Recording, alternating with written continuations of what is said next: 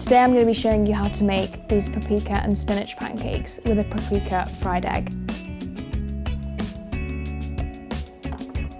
The method I'm using here is flash blanching with the boiling water from the tap.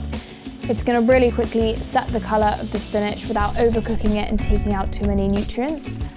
Next we're going to start to work on the base for the pancake batter. So first up, once we've strained all the water from the spinach, we can blend that with cottage cheese and milk, and that is the first part of the pancake mix. Then we're on to the flour and eggs, which we're going to whisk together and then mix through with the spinach. And finally, we can season that with some kosher salt and black pepper. We're working with a pan on a medium heat and a little bit of oil to get that beautiful golden colour. Once they're cooked, we can start to work on our egg. I'm cooking my egg in a paprika butter. Next, we just need to chop some fresh herbs to finish off the dish, and we're ready to go.